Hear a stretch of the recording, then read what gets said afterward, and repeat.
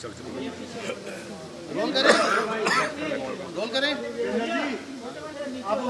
Ma'am. एक सबसे पहले तो बजट बता दीजिए कि बजट सत्र के जो एक हफ्ते का था उसको अब एक्सटेंड कर दिया गया, कितने दिन एक्सटेंड किया गया है और क्यों एक्सटेंड करना पड़ा? देखिए, दिल्ली सरकार द्वारा जो बजट बनाने का प्रोसेस है वो किन्हीं कारणोंवश डिलेड रहा। बजट को फाइनली काउंसिल ऑफ मिनिस्टर्स के सामने 3 दिन पहले रखा गया, 2 दिन पहले एलजी साहब को भेजा गया, कल रात को एलजी साहब द्वारा अप्रूव होके आया है और आज बजट को एमएचए प्रेसिडेंशियल असेंट के लिए भेजा जाएगा। जैसा कि आप जानते हैं कि दिल्ली विधानसभा में बजट प्रेसिडेंशियल असेंट के बाद पेश होता है। सो एमएचए कहती है कि उनको मिनिमम 10 डेज़ का समय चाहिए होता है, कई बार इससे लंबा भी समय लगता है। निश्चित तौर पे नहीं कहा जा सकता कि वो कब वापस आएगा, लेकिन 25 तारीख से पहले बजट को विधानसभा के पटल पर रखना मुश्किल होगा। उसके बाद ही बजट पर चर्चा शुरू हो पाएगी।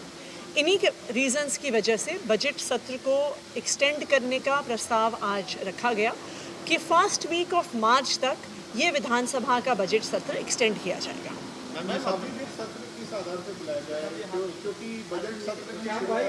बजट सत्र एलजी के द्वारा कॉल किया जाता है जिसकी बेसिस पर 15 से 21 की तारीख तय हुई। जैसा मैंने कहा, किन्हीं कारणोंवश बजट की प्रिपरेशन में डिले हुआ, लेकिन इस बजट सत्र में कई और इम्पॉर्टेंट डॉक्यूमेंट्स होते हैं। बजट सत्र की शुरुआत सीधा बजट से नहीं होती है, उसमें इकोनॉमिक सर्वे रखा जाता है, आउटकम बजट रखा जाता है, तो ये सारे डॉक्यूमेंट्स भी रखे जाएंगे। लेकिन क्योंकि दिल्ली विधानसभा में बजट प्रेसिडेंशियल असेंट के बिना नहीं रखा जाता और आज ही एमएचए भेजा गया है, इसलिए ऐसा लाइकली है कि 25-26 तारीख से पहले जो एक्चुअल बजट डॉक्यूमेंट है वो विधानसभा में टेबल नहीं होगा। देखिए, अभी फर्स्ट वीक ऑफ मार्च तक बजट सेशन को बढ़ाया गया है। जैसे ही एमएचए से बजट आएगा उसके आधार पर फिर बजट को पेश किया जाएगा और उसके आगे बजट की चर्चा शुरू होगी। मैम, पिछली बार की तरह क्या इस बार भी बजट में किसी लेवल पे कहीं कोई आपत्ति जताई गई है एलजी की तरफ से? नहीं, अभी कोई आपत्ति नहीं जताई गई और जैसे मैंने क्लैरिफाई किया, जिस दिन एलजी साहब को काउंसिल ऑफ मिनिस्टर्स का फैसला भेजा गया, एक दिन के अंदर अंदर एलजी साहब ने उसको साइन करके वापस भेज दिया है। बजट फाइनलाइजेशन प्रक्रिया में कुछ कारणवश समय ज़्यादा लगा, इसलिए 2 दिन पहले ही वो काउंसिल ऑफ मिनिस्टर्स के सामने आया।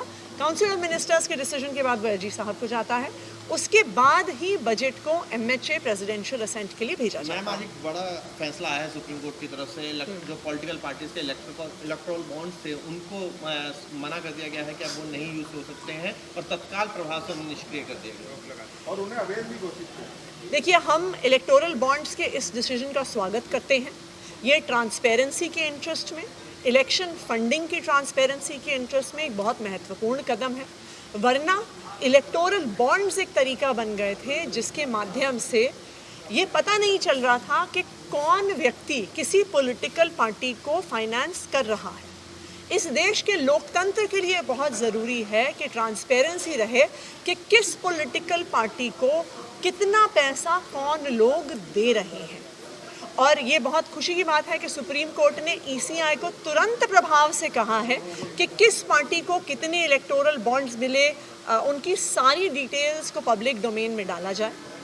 इस देश के हर नागरिक को ये जानने का अधिकार है कि जिस पार्टी को वो वोट दे रहे हैं उस पार्टी को फंडिंग कहाँ से आई है, क्योंकि ये एक नागरिक को जानने का अधिकार है कि क्या जो किसी राज्य में या जो केंद्र में जो पार्टी शासन कर रही है, क्या वो अपने वोटर की चॉइस के आधार पर निर्णय ले रही है या जिसने उसे चंदा दिया है उसके आधार पर निर्णय ले रही है।